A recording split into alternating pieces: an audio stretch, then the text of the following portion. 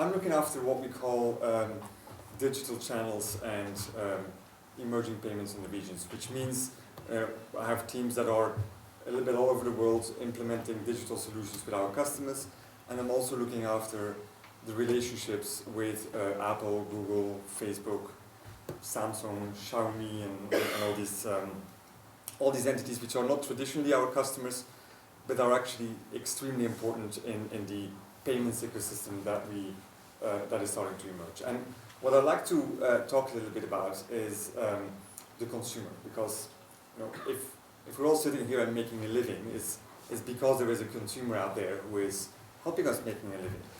And Kevin already mentioned that consumers are changing very fast now.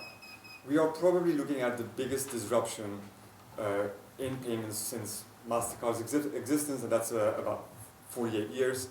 And that is that the consumer who used to be quite happy with plastic is now moving to connected devices.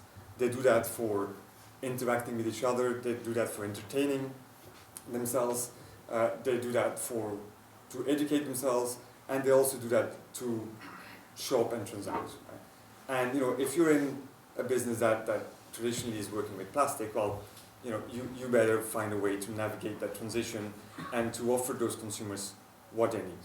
And I think the same counts for all of you, I guess. And if you think about what they need, and this is a bit of a cliche, it's kind of three things essentially, right? They need security, that's kind of table stakes, but we have a lot of work to do. They need convenience, and again, that's pretty obvious, and if there's one thing that these digital players have taught us is, what it really means, what it really means to be focused on the user experience and to make it convenient without road bumps. And the third thing that we are very convinced about, it means ubiquity. A consumer cannot live with 30 different payment tools for 30 different environments. He just wants one. And Kevin said, maybe maximum two. And two, that means not just to pay at their preferred merchants, but to pay at all merchants, online and offline, cross-border and domestic, etc. And so those are really guiding principles that when we think about digital payments, you have to keep top of mind. And so let me talk a little bit about these three, and then we can debate about who will win that race for the consumer, right? Because that's really what we're talking about. The dice are rolling, they will stop in a couple of years, 2 years, maybe 3 years, but by then the fog will have lifted and we'll know where the consumer is trending towards. So on security, I think as an industry we've made lots of investment, right? We mentioned earlier on chip and pin and all that, but the reality is that there's still a lot of Max-Stripe cards out there. The reality is that there are thousands of card on file systems all over, which are potential points of compromise. And the reality is that there's a lot of non-authenticated transactions. Online transactions, by and large, remain non-authenticated, which means, obviously, it means lots of fraud. Now, if you think that we're in a shifting industry, that lots of the current payments that we know is shifting to digital, and you know that that's a kind of shaky ground, well, you better fix that shaky ground, right? You cannot build an industry with weaknesses on security, or somebody else will fix it for you. And so we've done a lot of work around security where, I guess the prime example of what I'm talking about is actually the Apple Pay execution. Apple Pay is just one environment of many that will be enabled with the same mechanisms, but I think it's helpful to kind of have an anchor to explain that, right? So to give you a sense of what security means in this environment, it's actually essentially four things. First thing is, we need a way better system to do identification of the consumer. I need to make sure when I load payment details in a digital device or a digital environment that I know Kirsten is Kirsten and not somebody else. Right? And tying the person to the card, to the device, is a critical component that is non-standardized and that we need to standardize. And so with Apple Pay, we've done that now in the US, we're moving that elsewhere as well. The second piece is we need to swap out the real card and put something else in place. It's what we call tokenization. It's basically saying whatever goes into devices, whatever goes into card and file systems later on, is not the real credential, not the real 16-digit PAN. It's a different one that if it gets lifted, we render it useless. And how do we render it useless? Well, we add to that fake PAN, we add layers of cryptography to make it as secure as an EMV chip transaction for digital, right? So that is, the third component. Then the fourth component is we need to make sure we authenticate at the moment of transaction as well, so that even if the credential is very secure and all that, that if Kevin has somebody else's phone, he can actually not pay with it without authentication. And that authentication is moving very fast to biometrics, right? We're used to static passwords. Nobody likes static passwords. You forget them, especially I have many of them, and static passwords are notoriously compromisable. We need to move away from that, and obviously those digital tools give us the ability to do biometrics, like the fingerprint on the iPhone. But again, the world is moving fast. We're moving to wearables already. We're moving to connected cars, connected or smart TVs and all that. That authentication method will change, right? The next version of the wearables will be what we call persistent authentication. You get on in the morning, you kind of pair your bracelet with your phone, it measures your heartbeat, and you don't have to authenticate yourself anymore, right? It's the cardiac pattern which will make sure that actually Jorn is Jorn and nobody else can imitate that pattern, and that's how you get away from the road bumps. So securing that is from our perspective almost a re-architecting of the digital space, and which for you will result in less fraud, less administration of fraud, less declines, because we can demonstrate to the issuer that Kevin is Kevin. So that's that security piece, table stakes, but a lot of work happening, and you need to kind of anticipate what that means for your own business. Convenience is kind of also an obvious one, but frankly today in online payments there's a lot of key entry happening still.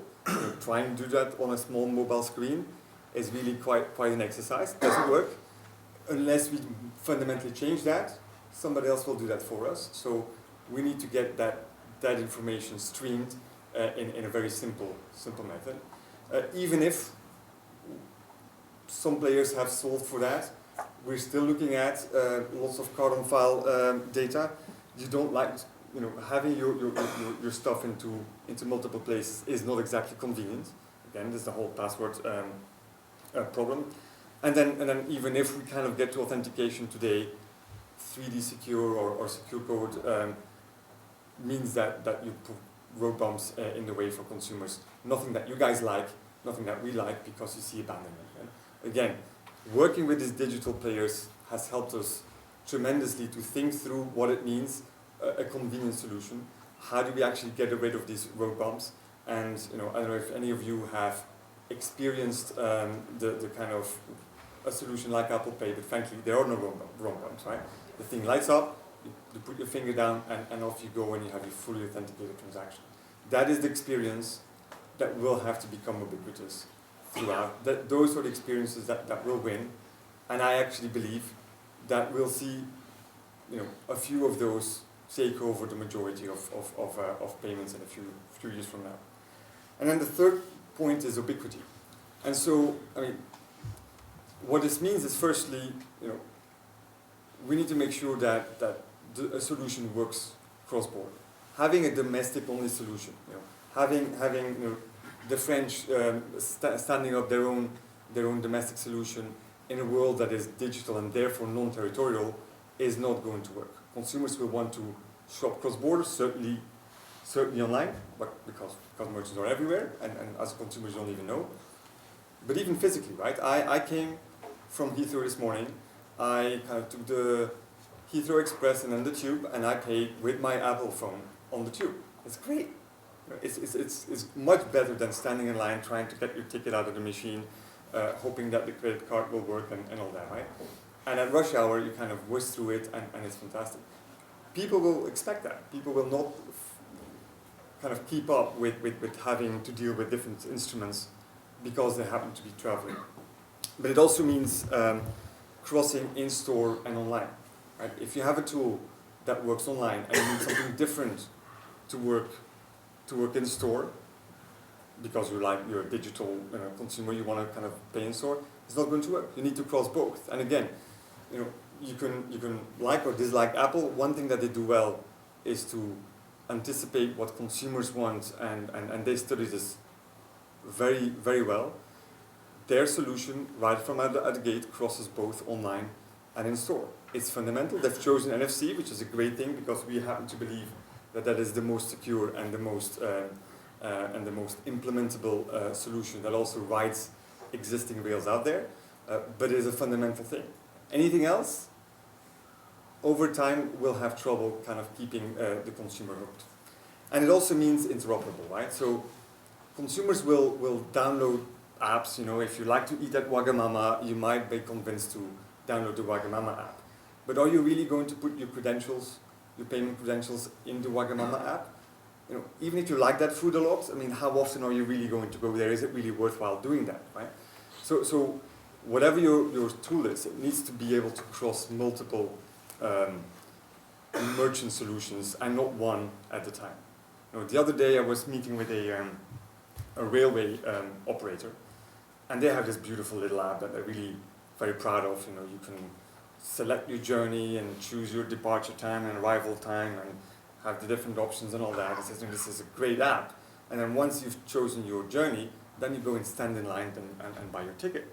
I said, geez, I need help because I'm actually a relatively small railway operator. I can't myself convince consumers to put their credentials into my account file. And actually I don't want, because I don't want to have all the hassle. They actually want to have an interoperable solution out there, and today we're not quite there. So who's going to win, right? So we believe that those digital players have actually a decent chance to offer these solutions. Why? Because they have a great, consumer affection. They are focused on the consumer, or they're obsessed about the consumer experience. They own the OS, and that's a huge asset that they have. They're natively digital and have huge reach.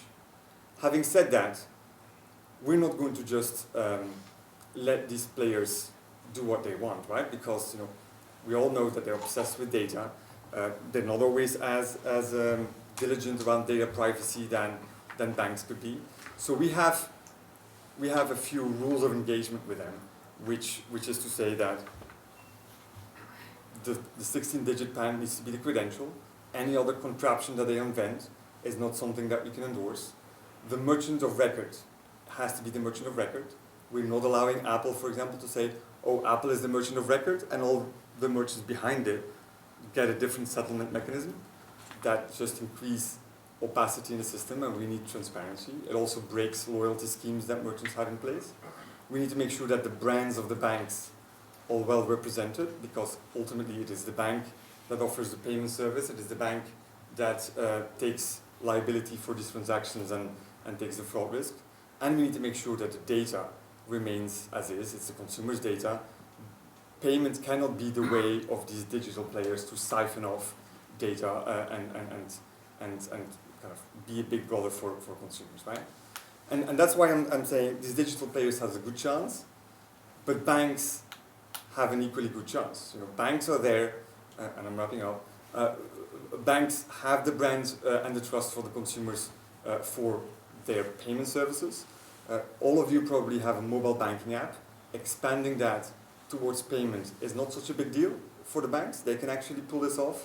We have the tools that help them do that.